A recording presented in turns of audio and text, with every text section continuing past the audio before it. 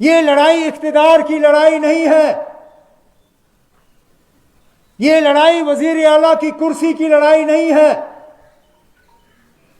लानत हो हम पे अगर इन हालात में आज भी हम इख्तिदार की कुर्सी के पीछे भागें। लोग कभी हमें माफ नहीं करेंगे अगर आज भी हमारी नजर सेक्रेटरी और हम इस सोच में रहें कि कब हम उस दफ्तर में घुस के उस कुर्सी को दोबारा।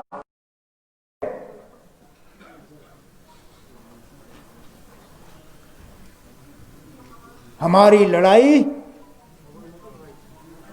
अपने आप को बचाने के लिए है। हमारी तशक्कुस, हमारी पहचान, हमारी शनाख्त, हमारा आने वाला कल, ये लड़ाई उसके लिए है।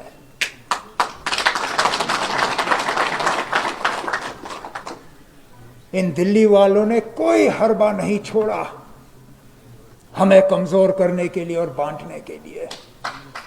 काश जो अकल हमें अब आई है एक साथ काम करने की,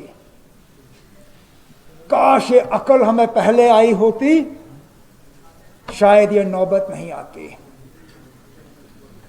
मरकज ने बार बार ये कोशिश की कि हमारी आवाज यहां कमजोर हो जाए और उस कमजोर आवाज का नतीजा आज आपके सामने है।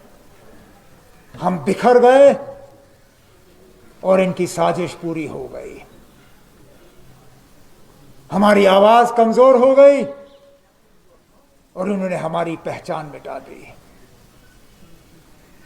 लेकिन आज भी वो लोग जो दिल्ली में कहते हैं कि हमने जम्मू कश्मीर के साथ 5 अगस्त को ये सब किया, इस रियासत को पूरी तरह इस मुल्क के साथ मिलाने के लिए, आज भी वो हमारे साथ फर्क करते हैं। नहीं तो मुझे बताइए, कल जो जमीन के लेन देन के कानून यहां बनाए गए, इससे मजबूत कानून तो और रियासतों में है। आज भी इस मुल्क का बाशिंदा आजादी से हिमाचल प्रदेश में जमीन नहीं खरीद सकता। लक्षद्वीप, अंडमान निकोबार, नागालैंड, मेघालय, सिक्किम में कितनी रियासतों के नाम लूं जहां इस मुल्क का बाशिंदा जमीन नहीं खरीद सकता। लेकिन पता नहीं हम जम्मू कश्मीर के लोगों का क्या कसूर है कि अंधाधुन इजाजत दी गई यहां लोगों को आने की और जमीन खरीदने की। और जब हम इसके खिलाफ आवाज उठाते हैं तो हमें कहा जाता है आप एंटी नेशनल हो, आप मुल्क के खिलाफ बात कर रहे हो। जनाब, जो हम बात कर रहे हैं वो इस मुल्क के आईन में ही तो दर्ज था। जो हमसे 5 अगस्त 2019 को छीना गया वो किसी और मुल्क के आईन में दर्ज नहीं था, वो इसी मुल्क के आईन में दर्ज था। अगर जम्मू कश्मीर को वो खसूसी दर्जा नहीं दिया होता, क्या पता 1947 में क्या अलग कहानी बन जाती। और जिन कानून को आज बदलने का काम हुआ, उनकी शुरुआत नेशनल कॉन्फ्रेंस ना आजादी के बाद नहीं हुई। जिन कानून को परसों तहस नहस किया गया, उनकी शुरुआत तो महाराजा साहब ने की थी। जिस महाराजा के मूर्ति के सामने परसों ही बीजेपी ने जम्मू में प्रोग्राम किया, उसी महाराजा साहब के कानून को इन लोगों ने तहस नहस किया। और हम एंटी नेशनल। ये दिल्ली वाले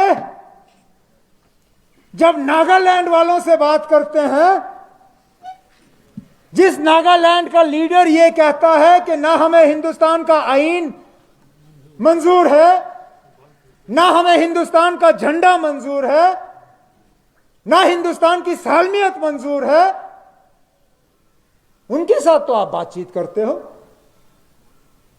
उनका नाम तो मैं आपके टीवी चैनलों पे नहीं देखता हूं, ये कहते हुए कि ये जी देशद्रोही है, एंटी नेशनल है। लेकिन जब यहां के लोग अपनी जमीन को बचाने के लिए, अपनी पहचान को बचाने के लिए, अपनी शनाख्त को बचाने के लिए आवाज उठाते हैं, तो सीधा आप कहते हो ना, आप ये तो मुल्क के खिलाफ बगावत कर रहे हैं।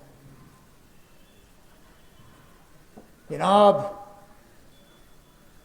जिस जगह हम आज बैठे हैं, जिस झंडे के तले आज हम ये प्रोग्राम कर रहे हैं, अगर हमें मुल्क के खिलाफ बगावत करनी होती तो 1947 में हमारा अदना वर्कर मकबूल शेरवानी बारामुल्ला में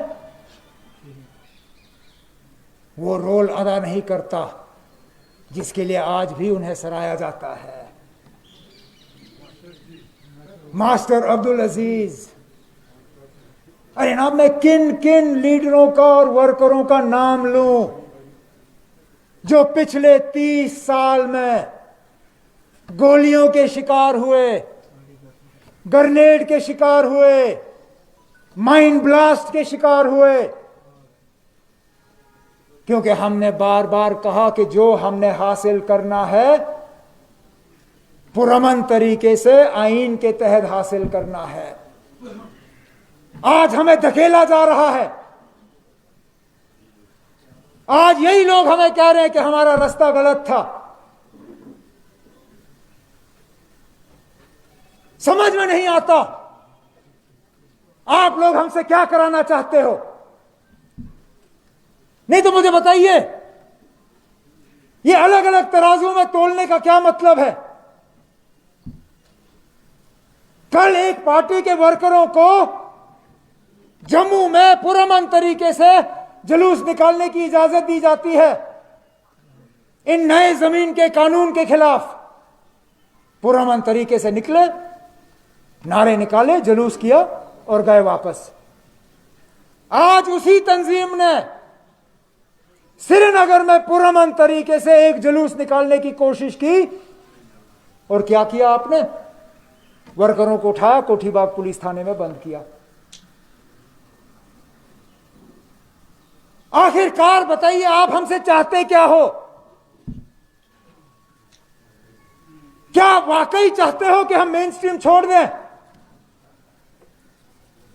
जिस चीज के लिए हमने 30 साल यहां कुर्बानियां दी, क्या आप चाहते हो कि हम वो छोड़ दें? कोई समझाए मुझे, ये कहां पे लिखा है कि आईन के तहत पुरअमन तरीके से अपना हकूक हासिल करना गैर कानूनी है।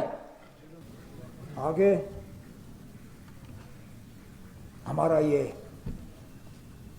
सियासी माहौल किस तरह की करवट ले, किस तरह के फैसले हमें लेने पे मजबूर करे, किसी को नहीं पता। क्या पता अल्लाह ताला ने हमारे लिए क्या सोचा होगा। लेकिन मेरे वालिद साहब हमेशा कहते हैं, और मैं इस बात को मान के चलता हूं, कि अल्लाह ताला ने जो भी सोचा होगा आखिरकार अच्छा ही सोचा होगा हमारे लिए, और कोई भी अच्छी चीज आसानी से हासिल नहीं होती। Subscribe to our channel and push the bell icon to get video notifications on your smartphone.